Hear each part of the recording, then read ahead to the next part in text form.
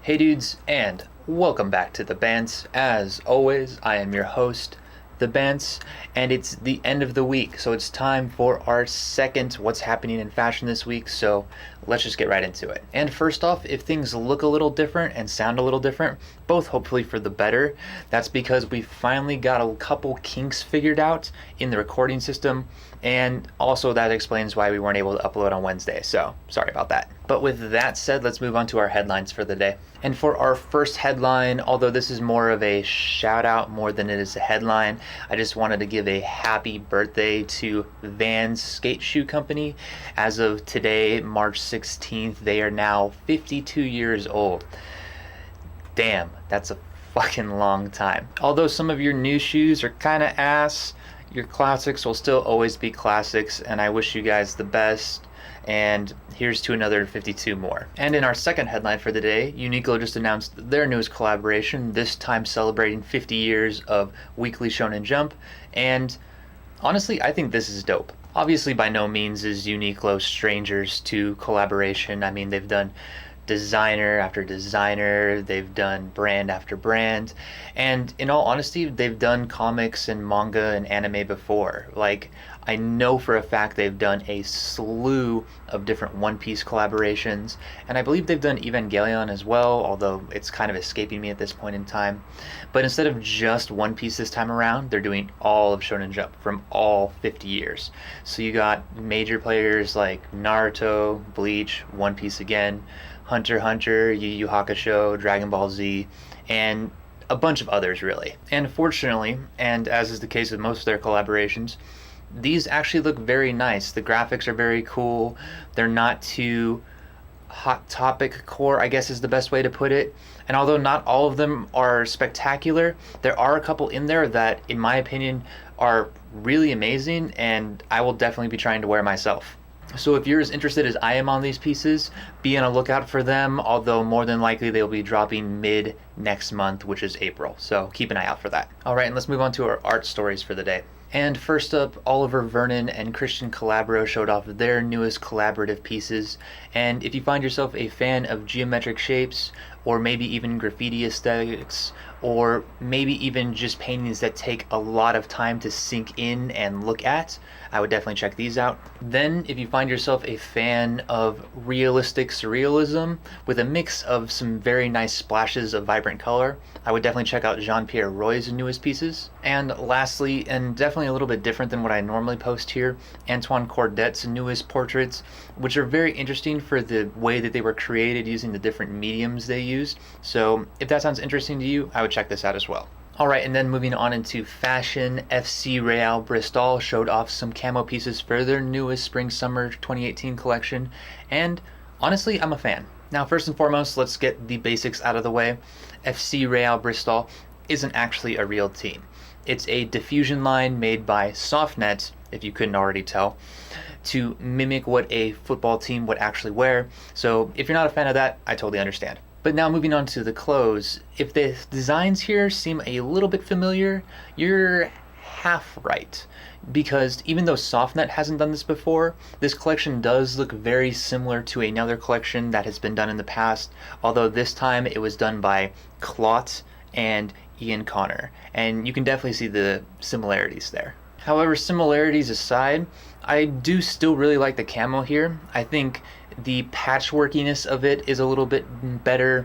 I do like how vibrant and colorful and a little bit more different it feels than the previous collaboration, and I do like the camo placement on these pieces a little bit better, more so than just completely all over in the other collection. So if you're looking for some really different, really unique maximalized pieces to add to your wardrobe, I would definitely give this a look. Then brand Homeboy showed off their Spring-Summer 2018 lookbook, and honestly, I'm a huge fan of it. For those of you unfamiliar with the brand, Homeboy is an LA-based brand that has been around now for 4, maybe 5 years, and one thing they'd really like to focus on is kind of this handmade aesthetic, although it's not always done the same way. Sometimes they do patchwork, sometimes they do reconstruction, sometimes they do distressing, and you can really kind of see all facets of that here. Although they've focused on other aesthetics in the past, one aesthetic they've been pushing a lot more recently is this punk aesthetic, and honestly, I think they did it pretty flawlessly here. I mean, just looking at some of these pieces, just kind of the dyes and the silhouettes and the accessories and the distressing, like, god damn, some of the distressing on some of these pieces is just fucking amazing. Like, overall, you really get what they're going for here, and it's just fantastic. So yeah, if you are new to this brand and you haven't seen their stuff before and you like what you see here, definitely worth going through their archive. Then the Incorporated showed off their Spring/Summer 2018 lookbook, and honestly, I'm not impressed. And I know what you guys are probably thinking. You're probably going, DeBance, why don't you like this? I mean, it's got some interesting style ideas. It's got some interesting aesthetics. It's got some really creative reconstruction and graphics. And although, yes, that is all true, for this brand, it's nothing new. Believe me, when I first came across the Incorporated myself, I was pretty impressed with their stuff as well. But having seen these embellishments before, these extra use of zippers, these extra zipper aesthetics, these different pieces of reconstruction and graphics and embroidery done over and over and over and over again. I want to say this is probably like the 4th or 5th season of doing the same shit. It starts to get boring. So if this is new to you, congratulations, welcome to the Incorporated, but don't expect any new ideas out of them anytime soon. Then By Boar showed off some new pieces from their Fall/Winter 2018 lookbook, and honestly, I think they're finally starting to get the hang of it. For those of you unfamiliar with By Boar, they're this relatively new company that's been doing these very intricate, very weird, but still very interesting textile techniques and sewing techniques, and using them to build some very intricate, very interesting pieces. But even though they are using these very interesting sewing techniques and these really nice textiles, just because you have those two doesn't mean you're necessarily making a cohesive piece with them. And that's kind of what happened in their last lookbook. But here, I think they decided to maybe tone it down a little bit, whether it be via colors or via silhouettes.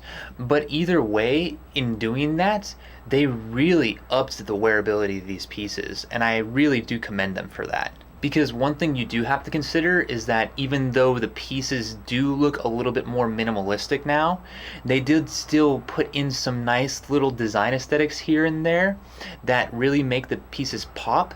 And then once you really do get a close look at those fabrics, it's really just out of this world. So bravo guys, I think you're doing a fantastic job, and I can't wait to see what you do next, really. And lastly, John Undercover showed off their Fall/Winter 2018 lookbook, and it's interesting, I guess you could say. For being Undercover's diffusion line, John Undercover still usually has a lot of the same feel and vibe and aesthetics that Undercover normally does, albeit on a more minimalistic scale, I guess you could say. You usually still see some nice graphics here and there. You'll still usually see the occasional music reference as well. But with this lookbook, I'm not getting like any of that. No, instead what I'm getting here is some kind of weird love child between Tom Brown and Yves Saint Laurent. And it's just kind of bizarre in my opinion. Do I think it's bad? No, not at all. Do I think it's wearable? Absolutely. It's just not something I see Takahashi designing, but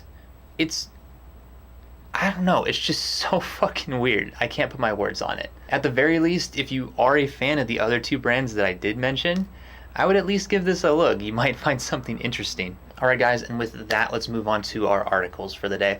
And first up, Heddles put up an interesting breakdown of the 6 different types of leather jackets available, but they're not going into styles and silhouettes here. They're going more into different types of leather, be it cow or sheep or horse or whatever.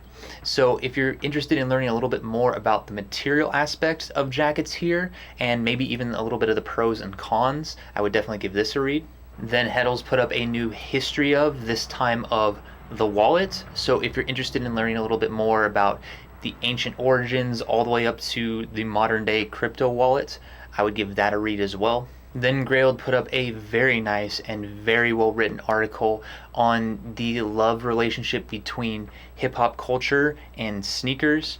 And even though they do call it an abridged history, they really do break it down nicely, putting it into what they consider 4 different eras of sneaker culture. So if you are a fan of streetwear, sneakers, hip hop, or maybe just history of fashion in general, especially on the menswear side, this is definitely worth a read. And lastly, Grailed also sat down with Endema, who are the world's largest archive of helmet lang pieces. So if you're interested in learning a little bit more about maybe this archive in general, or maybe just a little bit about historical helmet lang in general, I'd definitely check out this interview as well. Alright guys, and with that, we've reached the end of our second and final whiff of the week. As always, I hope you guys have enjoyed. And also, as always, if you want to see any more images, more than what I posted here, or want to read any of the articles I talked about, I've linked everything down in the description down below, so you can check all that out as well. And as I said prior, I really do hope